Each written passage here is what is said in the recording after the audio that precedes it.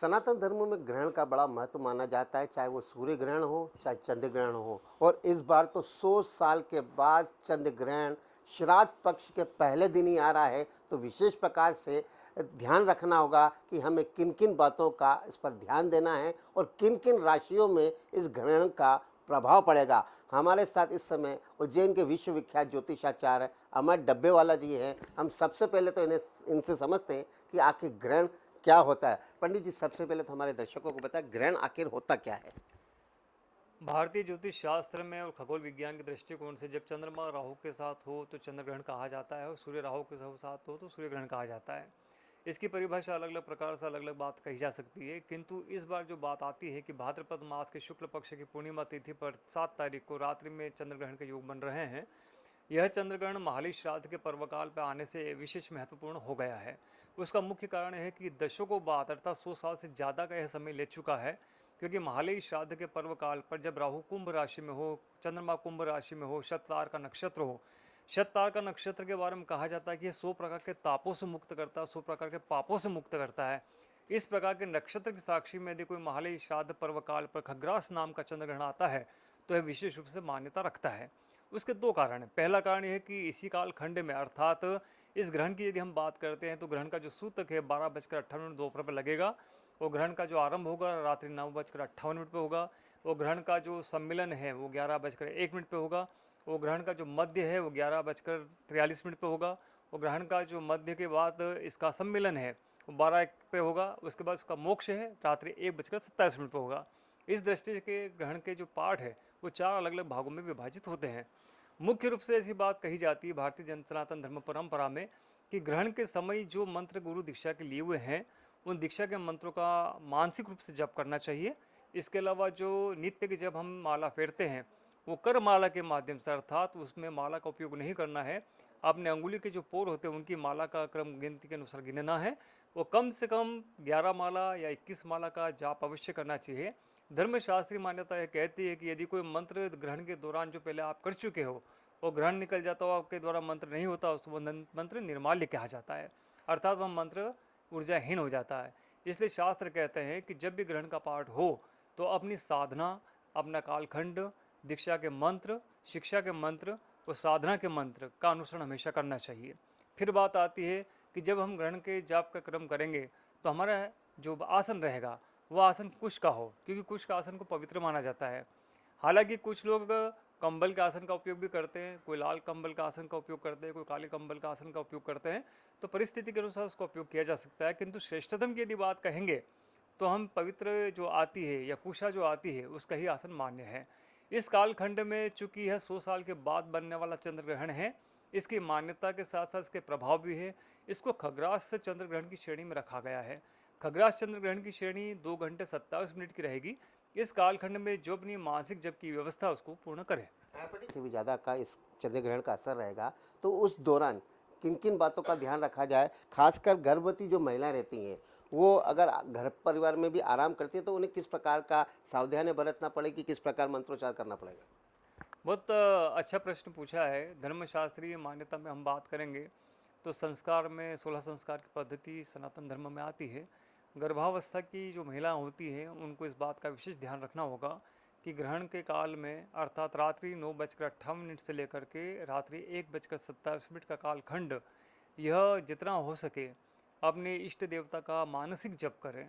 ऐसा माना जाता है कि जिस प्रकार के ऊर्जा का कालखंड हो, ग्रहण का समय हो, ऐसी स्थिति में दिव्य शक्तियाँ जागृत होती है।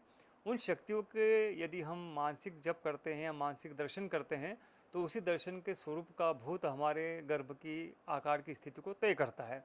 यदि हम भगवान कृष्ण का चिंतन करते हैं तो कृष्ण भगवान जैसे संतान की प्राप्ति का योग बनेगा। आदि शक्ति का ध्यान करते हैं तो दुर्गा देवी शक्ति की प्राप्ति का योग बनेगा।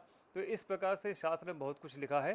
साथ ही यह भी बात जानने योग्य है, समझने योग्य है कि गर्भावस्था महिलाओं को ग्रहण में बाहर नहीं निकलना चाहिए, ग्रहण की रोशनी को स्पर्श नहीं करना चाहिए, ग्रहण के बारे में चिंतन नहीं करना चाहिए।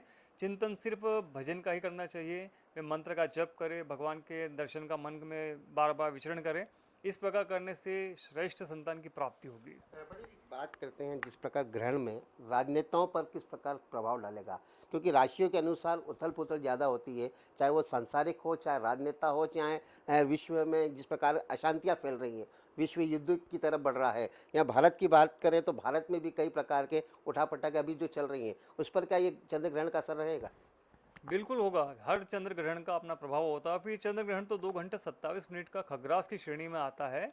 और ये सबसे मुख्य बात है, आपने बहुत अच्छा प्रश्न पूछा है कि राजनीतिक पक्ष है, चूंकि राहु को राजनीति का कारक ग्रह बताया गया है और वही राहु वर्तमान में शनि की राशि कुंभ में गोचर कर रहे हैं। संयोग से राहु चंद्र का युति संबंध बनेगा। इसी में शताक नक्षत्र के संयोग से चंद्र ग्रहण का योग बन रहा है, जिसको खग्रास के नाम से जाना जाता है। यहाँ पर एक बात समझने वाली है, चूंकि राहु की बात हम करते हैं, राजनीति की हम बात करते हैं, ये आंतरिक परिवर्तन की स्थिति को दर्शाता है, विभागीय परिवर्तन की स्थिति को दर्शाता है। पदभार में परिवर्तन होंगे, कुछ मंत्रिमंडल में फेरबदल होगा, कुछ मंत्री बदले जाएंगे, कुछ को कार्यभार बदला जाएगा, अलग अलग प्रकार से इसके स्वरूप देखने को आएंगे। रही बात प्राकृतिक दृष्टिकोण से क्या प्रभाव होंगे, तो चंद्रमा चूंकि समुद्र से संबंधित है, जल से संबंधित है। हमारे यजुर्वेद में कहा गया है, चंद्रमा मनसु जात चक्षु सूर्य जात, चंद्रमा मन का कारक है।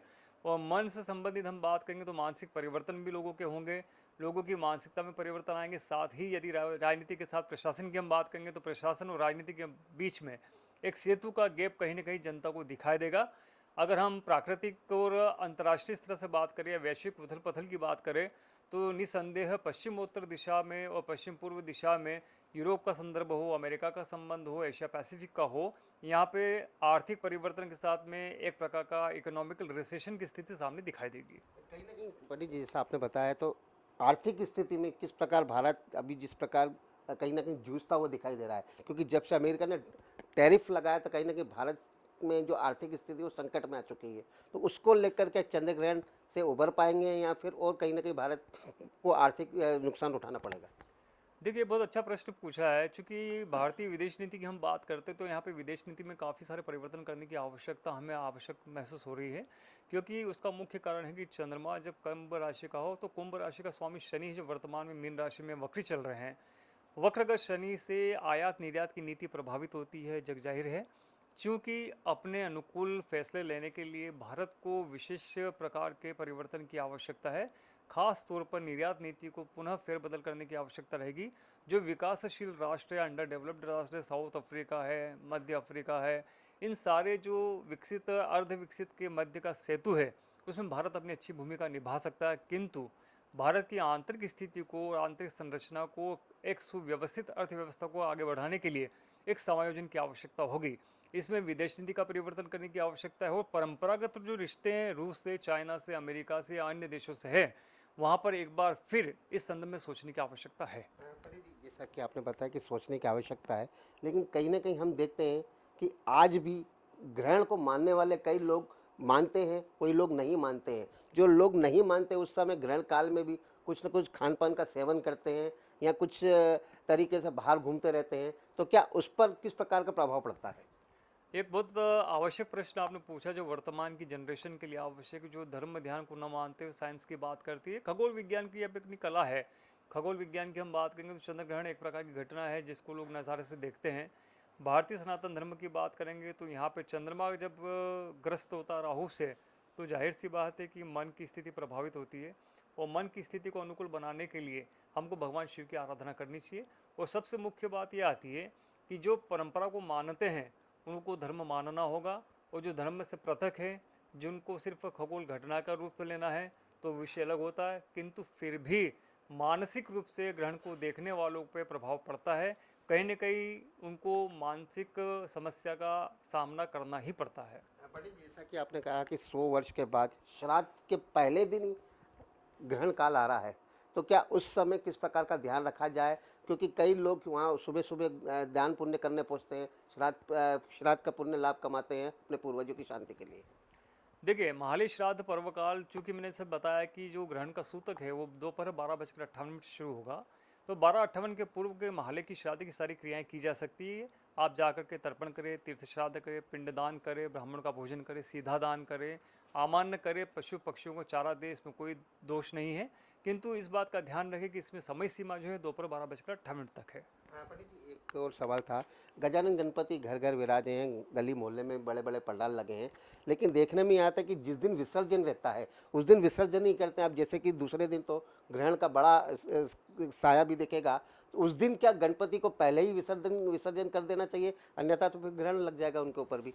ये बहुत आवश्यक प्रश्न आपने पूछा, जो वर्तमान में समाज के हित के लिए अनुकूल भी है और आवश्यक भी है। आमतौर पर ये देखने में आता है कि पंडाल में गणपति जो विराजमान करते हैं वो पूरी विधि विधान से करते हैं, किंतु विसर्जन के समय का जो कालखंड धर्मशास्त्र के माध्यम से बताया जाता है, तो पार्थिव गणेश की स्थापना का जो कालखंड है वो 10 दिवस का माना जाता है। इसलिए 10वें दिन गणेश की पार्थिव प्रतिमा का विसर्जन कर देना चाहिए। ये धर्म सम्मत भी है और ये शास्त्र सम्मत भी है। चूँकि दूसरे दिन ग्रहण होगा, लोग कई बार ऐसा देखने में आता है कि श्राद्ध के आधे दिन निकल जाते हैं और तब तक गणपति जी की प्रतिमा अपने पंडाल में सुरक्षित रहती है। ये शास्त्र के विरुद्ध है। इसलिए सभी धर्मानुयायियों को इस बात को दृष्टिगत रखते हुए ये निर्णय लेने की आवश्यकता है कि समय के अनुसार भगवान गणेश की पार्थिव प्रतिमा का विसर्जन हो सके। पंडित जी, आखिरी सवाल था, जीवन में राशियाँ महत्वपूर्ण काम भी करती है, ग्रहण का प्रभाव किन किन राशियों में पड़ेगा, इस पर थोड़ा सा विस्तृत जानकारी चाहेंगे। जी, 12 राशि फल में हम बात करेंगे। चूंकि ग्रहण चंद्रमा और कुंभ राशि का गणित हम बात करेंगे, तो कुंभ राशि पर चंद्र का ग्रहण आता है, तो इस राशि वाले जातकों के लिए विशेष सावधानी की आवश्यकता है। हम सिलसिलेवार बात करते हैं। सिलसिलेवार बात में हम करेंगे मेष राशि पर इसका क्या प्रभाव है। तो मेष राशि की जो राशि है, इस पे अनुकूल मतलब कहने का कि संपत्ति के लाभ की प्राप्ति का योग बनेगा। वृषभ राशि वालों को आर्थिक समस्या का निराकरण होगा। मिथुन राशि वालों को स्वास्थ्य में अनुकूलता बन सकेगी। कर्क राशि वालों को अधिक सोचने से बचने की आवश्यकता होगी। सिंह राशि वालों को बाहरी लोगों से सावधान रहने की आवश्यकता है, अन्यथा नुकसान की संभावना है। कन्या राशि वाले जातकों को मित्रों के माध्यम से अपॉर्चुनिटीज मिलेगी। तुला राशि वाले जातकों को विशेष प्रयास के माध्यम से सफलता की प्राप्ति होगी। वृश्चिक राशि वालों को थोड़ा प्रयास अनुकूलता के लाभ दिलवा सकेगा। धनु राशि वालों को जो प्राप्त अभी तक नहीं हो पाए वो प्राप्ति के योग बनेंगे। मकर राशि वाले जातकों के लिए बाहरी यात्रा के माध्यम से प्रगति के योग बनेंगे। चूंकि कुंभ राशि पे चंद्र राहु का खग्रास चंद्र ग्रहण है, इसलिए कुंभ राशि वाले जातकों को विशेष सावधानियों की आवश्यकता है। यहाँ पर ज़्यादा सोचने से बचने की आवश्यकता रहेगी। विशेष तौर पर किसी प्रकार की उदर व्याधि, मानसिक व्याधि प्रभावित न करे, इसके लिए इन्हें शिव जी की आराधना करनी चाहिए। मीन राशि वाले जातकों के लिए चूंकि द्वितीय द्वादश का योग बनेगा और शनि की साढ़े साथी का वक्री ढैया भी चल रहा है, ऐसे जातकों के लिए भी संभलने वाला समय है।